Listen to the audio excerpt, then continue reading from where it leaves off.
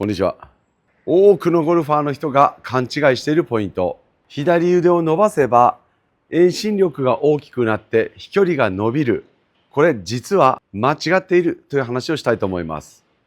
まずパッとこれを聞くと反論が山ほど湧いてくると思います。プロはみんな伸びてるじゃないか。背が高い人の方が飛ぶじゃないか。クラブだって短いよりも長い方がヘッドスピードが上がって飛ぶじゃないか。どう考えても半径が大きい方が球が飛んでるだろう。これはわかります。しかし全て結果的にそうなっているのであって、自分から半径を大きくするものではない。科学的にわかりやすく解説していきます。まず、遠心力の勘違いとして、半径が大きいほど遠心力が大きくなってスピードが出ます。しかし体が機械のようにどれほど重たくても一定の速度で回れるという装置であれば、遠ければ遠いだけ遠心力が増し、スピードが増します。しかし人間の体は重たくなればなるほど加速をすることができません。物理的には慣性モーメント、振りにくさやクラブの重さというのは半径の事情です。例えば手の長さが2倍になったら重さは4倍です。手の長さがもし3倍になったら感じるクラブの重さは9倍です。結論として手の位置が体から遠くなって半径が大きくなればなるほど重たいものを振ることになるということです。ゴルフのスイングで大切なことは遠心力を生む加速です。問題は加速をどうやって行うのか。グリップの位置が遠ければ遠いだけ加速しづらい。わかりやすい例えで言うと、フィギュアスケートのスピンをするとき、手を広げるとスピードが落ちて、手を近づけると速く回れる。これは半径が大きくなるほど慣性モーメントが大きくなるので、減速する動きにつながります。それではなぜ背が高い人が球が飛ぶのか、長いクラブを使うとドライバーの方がウェッジより飛ぶのか、プロがみんな左腕が伸びているように見えるのか、ここも科学的に分かりやすく解説していきます。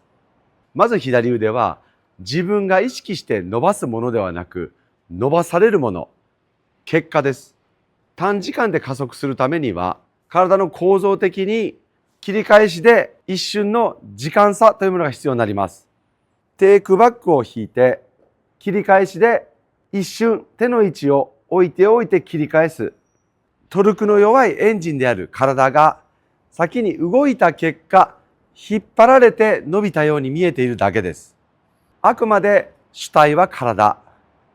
これがテイクバックの時点でピーンと遠くに伸ばす。もしくは切り返しでグリップを体から遠のける。主体が体から腕に移った瞬間に連動は途切れ、間がなくなります。これは切り返した瞬間に慣性モーメントが最大化してしまって、ここから加速していくインパクトに向けて鋭い加速をするということが困難になります。では背が高い人、腕が長い人、球が飛ぶ人が多い。だから手は遠くに使った方が飛ぶだろう。これは手の位置が遠くて慣性モーメントが大きくても加速することができるだけの体にトルクがある場合、初めてそれが成り立ちます。なので、背が高かったり、半径が大きいのに、体を一定速度で加速することができない、トルクが弱い方は、いくら背が高くても手が長くても球は飛びません。いかなる重さがかかっても、一定の速度で加速をできるという、体に強いトルクを発生することができたときに初めて、背が高い方、手の長い方が球が圧倒的に飛んでいるという話です。さらにシャフトが長い方が飛ぶだろう。これは、回転運動におけるグリップとヘッドという二重振り子の関係性、加速の余白が大きくなるだけです。長い方が加速してくる時間が取れて、遠心力を最大化させやすいので長いクラブの方がヘッドスピードが上がっているだけであって、プロが手の位置が遠いから左腕をピーンと伸ばして遠くで使いたい。そもそもこれが全く間違っている逆効果だということを物理的に理解していただけるといいと思います。それでは具体的にどういう動きをすればよいのか。まず、テイクバックを引くときに胸の回転でテイクバックを始めます。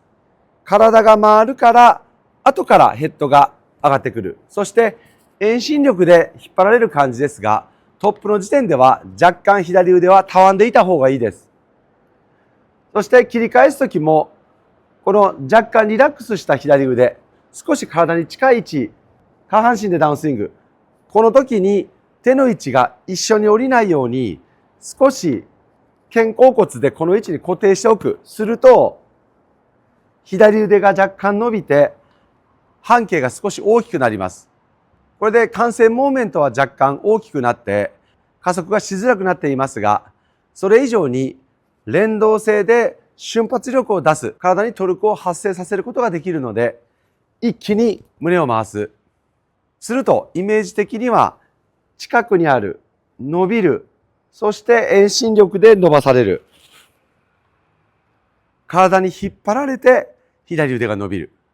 この慣性モーメント、振りにくさ、クラブの重さに負けないトルクを体で正しく発生させることができれば、手が遠い方が、背が高い方が、飛距離は伸びやすくなります。しかし、自分から伸ばす、例えば切り返しでグリップを体の遠くに持っていく。これは主体が体から腕に移行します。切り返した瞬間は一瞬ためがある感じになりますが、ここから加速は消えます。